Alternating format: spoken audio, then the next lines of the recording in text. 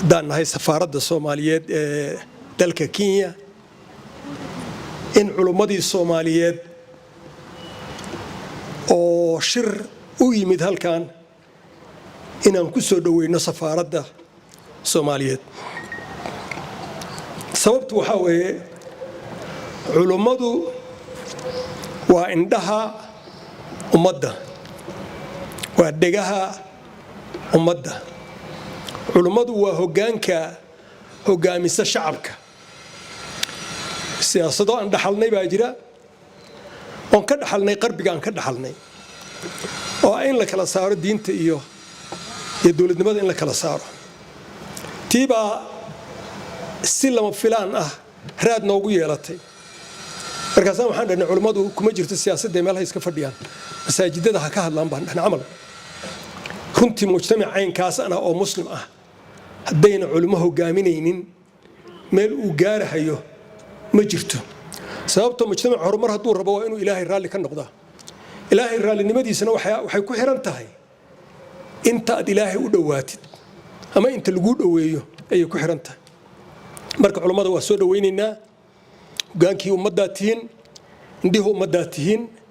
waxaan rabnaa in ummadda aad hoggaamisiin ee doorkiinna aad ka soo baxdiin doorkiinna ku aadan hoggaanka ummadda Soomaaliyeed waxaan u hambalyaynayaa Cabdiqani Qorane meeshaan hadallada uu ka jeediyey intaas oo maalin kasta laga sheego idaacadda raadiyo Muqdisho wax weyn ay dagaal ka bedeli lahayd xaqiiqadii wax weyn bay ka bedeli lahayd intuu noo sheegay informationka uu nasiiyay shacabka ma gaaraa shacabka ma helaa informationkaas shacabka intaas haday helaan niyadooda dhismaysa laakiin markii lala soo boodo waxyaabo yaroo gadaal u dhaca shacabka niyadooda ayaa jabaysa marka in shacabka niyadiisa la ilaaliyana waa waajib dadka ilaalin kara ee message-ka gudbin karana fariinta gudbin karana in ay la keeno frontiga waa muhiim marka waxaan qabaa anigu Cabdiqani Qorane in loo dhiibo meesha la leeyahay warbixinta dagaalka meesha uu marayo wadamadu markay dagaal ku jiraan had iyo jeer meel waxaa jira dadka laga hogaamiyo oo intuu soo istaago nin generaal ah ama nin cornel ah uu dagaalku meeshu marayo la socodsiiyo maalin kasta ama been ha noqoto ama run ha noqoto si uu shacabkiisu niyadda ugu dhiso annaka hadda wax badan bay naga bedeshay inta kiiloomitir inta baaxadda uu leeyahay dhulka laga qabtay dadka laga dilay dadka laga qabtay dadka soo dhiibay waxaas oo dhan waa information muhiim ah oo ummadda qalbigooda dhisahay siyaasad markay noqotana dad baa hambada sugahaya oo kala jecleen wadanka inuu guul gaaray inuusan guul gaarin laakiin ay u muuqato leadershipka wadanka markaas wax lagu tilmaamo fashil in ay ku tilmaamaan marka waxay u raadinayaan darbiyada oo xogahayaan inay helaan kaasay buunbuuninayaan marka waxaa la rabaa shacabka inay gaarto fariinta saxda ah inay gaartaan la rabaa oo fariinta saxda nin baa hadda intay soo socdeen wuxuu ii sheegay taxi buu soo koray wuxuu dhahay safaaradda Soomaaliya igee waa Kenyaati ninka wada baabuurka markaasuu dhahay Soomaali baa tahay markaasuu dhahay haa Soomaali baan ahay wuxuu dhahay wadankan ma arkaysaa Kenya haa soo nabad kuma maraysid haa soo meesha rabtid ma tagaysid haa soo meesha rabtid ma fariisanaysid haa aniga Kenyaatiga wadankiina haddaan tago nabad ma ka helayaa nabad ma ku joogi karaa buu dhahay this is waa su'aal meesha ku jirta wadankeena waxaa loo dul saaray inuusan nabad ahayn inuusan amni ahayn dadka Soomaalida ee sarahan waa weyn oo tirada badan dhisahaya waxaa ka mudnaa wadankoodii inay geliyaan lacagtaas maxaa u diidan laakiin waxaa u diidan nabadda u diidan wadan aan nabad ahayn xoolo lama gashan karo xataa si kastoo u jeceshay ma gashan karaysid waad u baqaysaa nabadda waad u baqaysaa xoolahaagaad u baqaysaa marka shacabka Soomaaliyeed ha ogaadaan dadkan hortaagan ee shabaab la leeyahay ma aha dad mabaadi ayaku ay dhaliyeen ama mabaadi ay qabaan dad ku socda ma mabaadi kale ee loo dhiibay ee qarsoon way ودن كان سوماليا إلهي ببرواقي برواقة إلهي إن السيئة لوكيشن ماشي أن كنا الله ووح عن الهري كرين والله يسوق درن وما الله يسوق ما درن تاس أي أن لكو عوريها يا وقولك كستا أي ربطا إن فرديت كاس أهان يا ما هو عدا ولا سعوتين بدأ ندرك بدنا إلهي إن السيئة بالسوها ويستي waxaa muqaddadkeedii inuu qaybsan yahay maalintii dadku qaybsamaan awooddaada waa baaba'aysaa waan qaybsannahay waxaan rabnaa aan ku qaybsanaa siyaasad iyo qabyaalad iyo qashin iyo qurun aan ku qaybsanaano laakiin waxaan la arkayaa inaan qaybsannahay inaanan awooddeena midayn karin inaanan u soo jeedin inaan cadow iska celinno inaan annagu isku mashquulsannahay ayaa la arkayaa qof kasta marka damac baa galaa hawaa galays mar hodhoweyd bay ahayd marka baddana la ku qabsaday ومحكمة العالم كأنه سوء عليسي ولي أيضا لقى صبرين بدي ولينا لكو هيستو ولي إن محكمة الدون كأن كاد وفاينل أبين لقى ما قادن كره لكن هذا واحد ما ليس إن رجال لقى قبه إن أي سي وحلوه له محيي له هي ضعف كنا هيستال أركايا ضعف كسياسي كأن هيستال ضعف كنا هيستال أركايا قيب سنان تان قيب سنة هي الأركايا kala jeedida aan kala jeednay aan arkay isuus dad aan israbin oo kala jeedo oo cadawga u wada socda cadawga la tashanaya islaamku waxa ogaatiin meeshuu gaaray Spain markuu qabsaday laba walaalo ah xukunka isku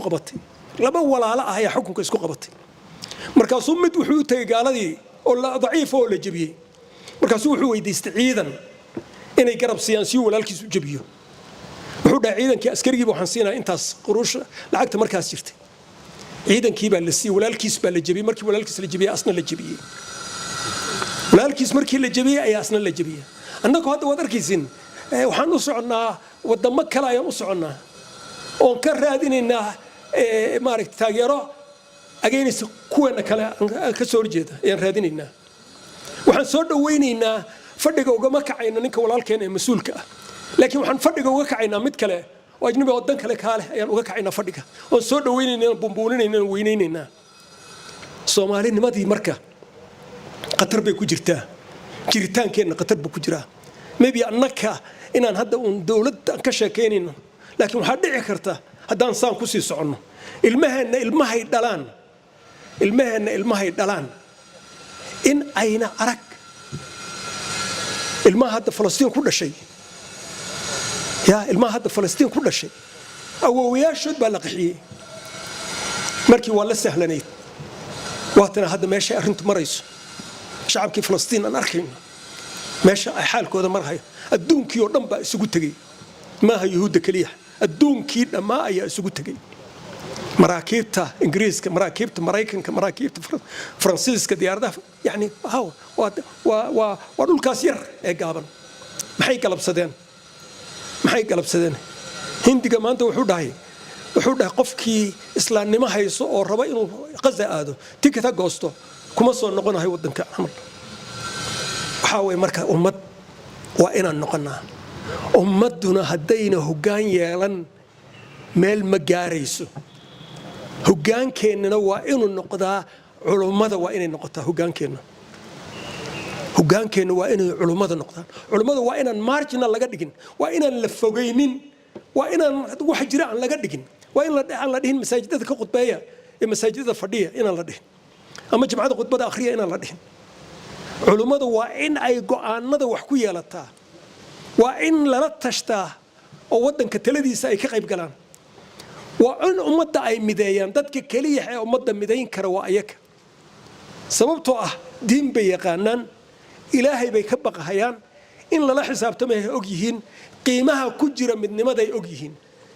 laakiin markan wax kale ma isugu imaan karnaa dawlad goboleedyo ma isugu imaan karnaa waa maya dawlad goboleedyadu wad ogtiin waxay ku baysgaraysan tahay safiir baan ahay marmarka qaarkood lama ogola inaad meelaha qaarkood ka hadashid laakiin dawlad goboleedyada asalkeedaba waxa lagu jaangooyay qabiil xuduudyo qabali ah ayaa lagu jaangooyay حدود قبلي ما أقول له إنه حدود كلام قبلي يسوديبه ما أقول أنا هيا إنه حدود كلام قبلي يسوديبه ومالها نلك التاجين نلك بربورنا هيوه أنا كانوا حنو مالينا إنا وحد سينو وحمد سينو وحبكم ما دسميس qarannimadeena ummadeena Soomaaliyeed qarannimadeeda ayaan ku dhismi karnaa marka waxaan rabnaa ummadda aan laga dareemaynin waa culimada waajibaad baa ka saaran culimada dalkan culimada waajibaad baa ka saaran waajibaadka midnimada shacabka Soomaaliyeed oo kala tagay iyo bulshada Soomaaliyeed oo kala fogaatay hadaad aragtid culimadii baan ku dhex jirin culimadii kuma dhex jirto sababta culimada ka dhalatay Puntland iyo culimada ka dhalatay maxay ahayd South West iyo culimada ka dhalatay maxay ahayd Hirshabelle iyo culimada ka dhalatay Jubbaland iyo culimada ka dhalatay Galmudug marka culimadaas oo dhan haday isu tagto wadanka waa midayn kartaa dadkana waa midayn kartaa sababtoo ah Soomaalidu waxay leeyahay culimada minool kugu jiraa bay ku leeyihiin mid baa wuxuu ku leeyahay culimada minool kugu jira annaka mase waa ka maqanahay leeyihiin marka waxaan qabnaa culimada annaka sharaf iyo karaamay noo tahay haddaan nahay safaaradii inaad maanta noo timaadiin karaamaad nagu leedihiin ummadda Soomaaliyeed karaamo ku leedihiin wadankaad karaamo ku leedihiin waxaan rabnaa inaad hogaankii aad noo qabatiin ee bulshada aad isku soo celisiin ee bulshada aad noo midaysiin ayaan rabnaa inaad noo midaysiin bulshada rabnaa ayaan dhaweyd shir baan qabanay shirkaas wuxuu ahaa war dawladda kaligeed fiiri dawladda kaligeed yaan dagaalkan looga tagay dagaalkan waa dagaal masiiri ah waa dagaal jiritaanka Soomaalinimada ayaa ku xiran Soomaali ma jiraysa mise ma jirayso way qoladan haday guuleysato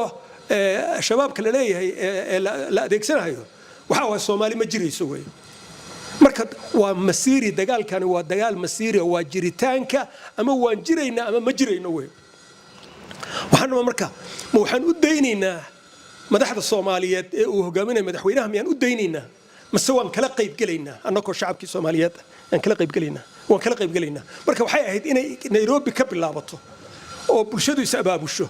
oo ay dhaqaale aruuriso oo dhaqaalaha laga bilaabo halkan New York laga bilaabo oo wadan kasto Mareykan ah magaalo kasto Mareykan ah iyo mid kasto European ah in laga bilaabo oo shacabkii la garab istaago dagaalka ku jiray culimada wiilashan hadda dagaalamaya askartan dagaalamaysa waa in la fahamsiiyo waxa uu ku dhimanayo inay sax tahay waxa ay ku dhimanayo ma saxba sababtoo ah maalintuu shakiyo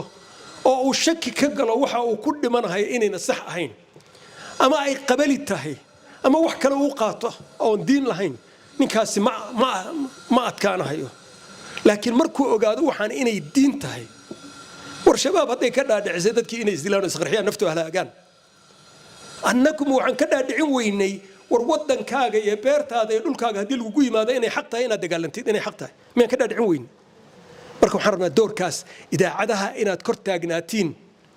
social mediahan anigu ma aaminsani sababtoo beentooda markaad fiirisid ay qorahayaan iyo runtooda 99% waa been wax loo isku hadlayn kara ma aha laakiin nin caalim ah oo la yaqaano markuu ama social media soo geliyo ama uu idaacada soo istaago shay qorana amal markuu soo istaago waa la arkayaa marka waxaan rabnaa in idaacadihii laga hogaamiyo dagaalka in culumadii dagaalka ay ka qayb gasho in la tago meesha goobta dagaal ka socdo ee askarta dagaal ku jirtay bari dhiman kartay xabad ku dhacayso in loo sheego qadiyada uu ku dhimanayo inay tahay qadiyad sax ah oo islaam ah inay tahay in loo sheego markaas wuu dhiiranaani sababtoo kalsooni buu haystaa hadduu dhinto inuu qadiyad islaamiga ku dhintay laakiin hadduu shaki ku jiro ma dhiiranaan karahayo marka waxaan rabaa soo dhawaada aad baad u mahadsantiin dadkiina ka soo qayb galay culimadana waan soo dhawaynaynaa culimadeennii baa tihiin culimada waa in la karaameeya karaamay leeyihiin annagu waan idin karaamaynaynaa wadankiinana karaamaad ku leedihiin bulshada hogaamiya hogaankaasaa sii daynine ilaahay hortiisa mas-uul baad ka tihiin hogaanka shacabka hogaankiisa tanaasul ma jiro hogaanka kama tanaasuli kartiin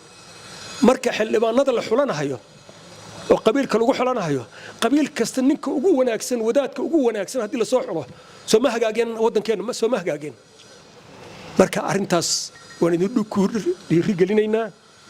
waa mahadsantihiin sharaf iyo karaamaan idin haynaa waan ku faraxsanahay inaad timaadin haweenka Soomaaliyeed door bay ku leeyihiin halgankan kii hore halgan kulaha ay door ku lahaayeen ودكتور 13 nin baa la sheegaa laakiin 13 haweenaha ka dambeysay waxay gadahayeen muraayadaha maxay ahayd silsiladahooda muriyadahooda ay gadahayeen xuntay garinahayeen dadkay u keenahayeen ma ahayn 13 oo keliya haweenku door bay ku leeyihiin marka haweenka xataa doorkoodii inuu muuqdo ma aha shirarka siyaasadda ah